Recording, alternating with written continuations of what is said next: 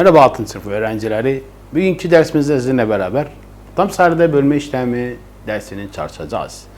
Sevgili öğrenciler, işlemlere geçmeden önce, çözümlere geçmeden önce aynı çarpma işleminde olduğu gibi pozitifli iki sayının sonucu pozitif olur. Yani pozitif bölü pozitif pozitif, negatif bölü negatif pozitif yine. Pozitif bölü negatif negatif, negatif bölü pozitif negatif.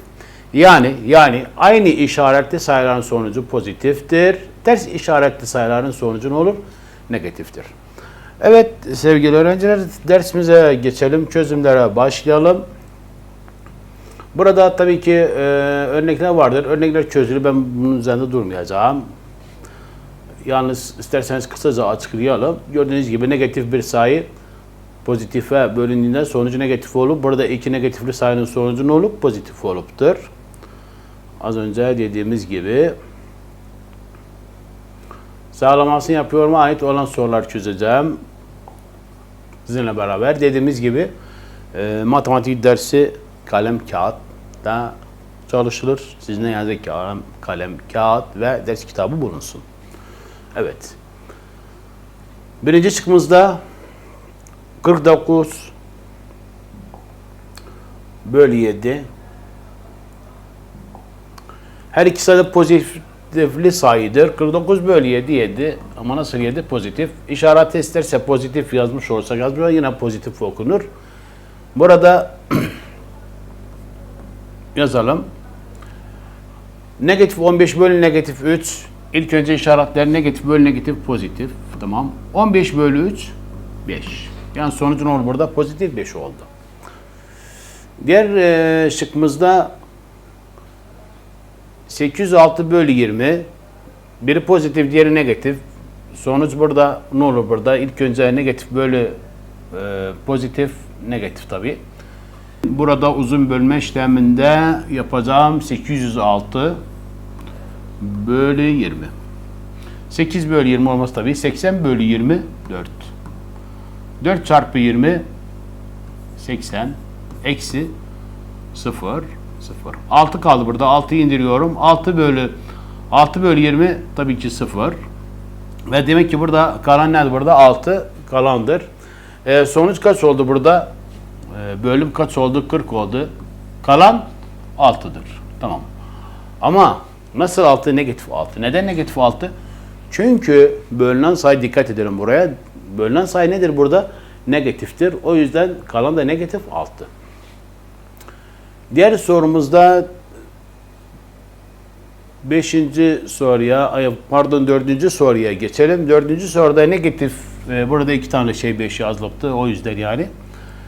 Negatif 21 bölü 3. Negatif bölü pozitif negatif. 21 bölü 3 7. Sonuç negatif 7. 5. sorumuza 64 bölü negatif 8. 64 nedir burada? Pozitiftir. 8 negatiftir tabi. Negatif 8. Yani pozitif bölü negatif. Negatif işareti yazdım. 64 bölü 8 8.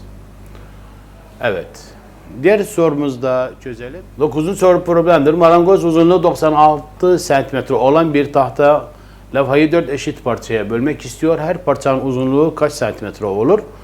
Burada 96'yı 4'e böleceğiz. 96 bölü 4. Her ikisi de pozitifli sayıdır. 96 bölü 4 24 olur. Siz isterseniz uzun bölme işleminde yapın. Tamam, burada uzun bölme işleminde yapacağım. Sizin için olsun. 96 bölü 4. 9 bölü 4 2. 2 çarpı 4 8. Eksi 9 eksi 8 1. 6'ını indiriyorum. 16. 16 bölü 4. 4 çarpı 4 16.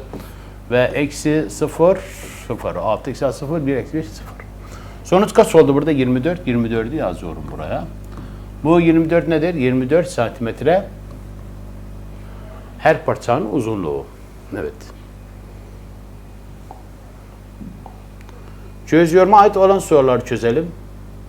Aşağıdaki bölme işlemlerinin sonucunu buluyorum demiş. 18 bölü negatif 3. 18 nedir burada? Pozitiftir tabi. Pozitif bölü negatif, negatif yazdık. Tamam. Yazılsın. Tamam. Diğer sorumuzda 12. soruyu çözelim. Pozitif yine bölü negatif. Negatif. 48 bölü 12 4. Sonucu negatif 4 oldu. 13. şıkkımızda 0 bölü 0. 13 bölü o işi ne olur sonuç 0 olur. 14. şıkkımızda negatif 158 bölü negatif 8. Tamam. Negatif bölü negatif. Tabii ki pozitif olur. Pozitif yazdım. 158 bölü 8. Burada uzun bölme işlemini de yapalım. 158 bölü 8. 15 bölü 8 1. 1 çarpı 8 8. Eksi 15 eksi 8 7.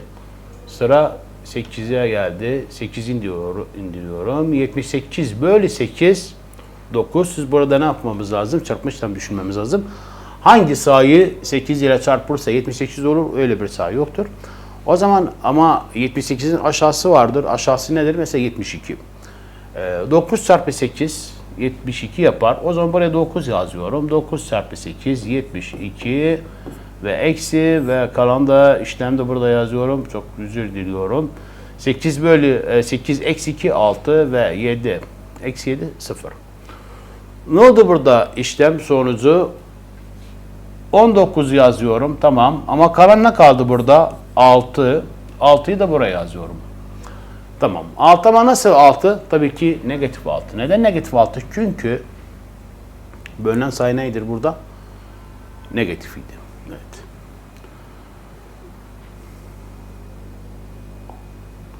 Diğer sorumuzu çözelim. Burada sayı üstünde çarpma işlemi ile bölme işleminin birbirine bağlayan 3 işlem yazıyorum. Öyle demiş. Tamam. Bunu da çözelim. Bizimle beraber yalnız bir tane şık çözeceğiz.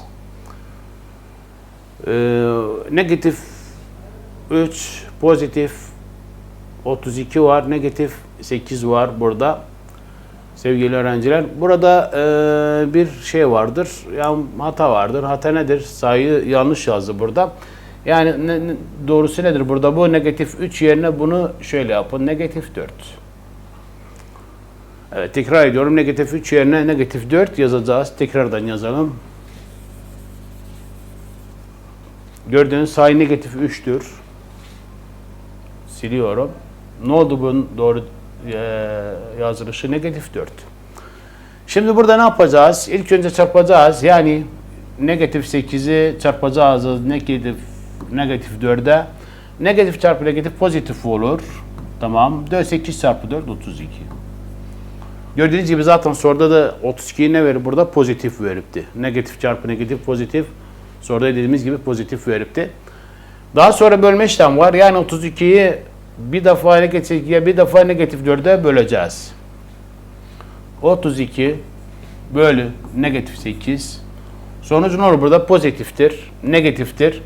Negatif. 32 bölü 8 4. Tamam. Bu defa 32'yi 4'e bölelim. Negatif 4'e bölelim pardon. Aynı dediğimiz gibi pozitifli sayı pozitiftir 32. Pozitif bölü negatif negatif. 32 bölü 4 8. Ve işlemimizin sonucu bu oldu. Ve gördüğünüz gibi soruda verdiği gibi işlem çıktı. Evet. Sevgili öğrenciler 19. şıkkımızı da çözelim sizinle beraber.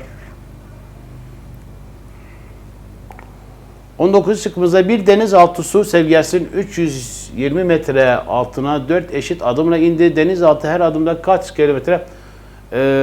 Burada basit yine bir hata vardır. Nedir burada? Kaç kilometre değil, kaç metre yapacağım bunu. Bu da doğru cevabı kaç metre? Evet. 320 metreye kaç adımda inmiş denizaltı dalgıç yani diyelim. Denizaltı su seviyesinin 320 metre evet 4 eşit adımla indi. Denizaltı her adımda özür dilerim. Her adımda kaç metre indi? Tabii ki bölme işlemi yapacağız burada. Negatif 320'ni yazdım. Böleceğiz neye? 4'e böleceğiz. Bölü 4. Neden negatif 320 yazdık? Çünkü deniz altına iniyor. Dediğimiz gibi deniz seviyesinin sıfırdır, üstü pozitiftir, altı nedir? Negatiftir. O yüzden negatif 320 yazdık. Şimdi negatif bölü pozitif, negatif ilk önce işaretler yazalım. 320 bölü 4 sıfır yokmuş gibi 32 düşünüyorum. 32 bölü 4 8 ve 0 da sayın sağına yazıyorum. Sonucum orada ne oldu? Negatif 8. Yani demek ki her adımda ne kadar inmiş? Negatif 80 metre her adımda inmiş. Evet sevgili öğrenciler, bugünkü dersimizin sonuna geldik. Umarım ki bu dersten fayda bulduğunuz bir başka derste buluşmak umuduyla. Hoşçakalın.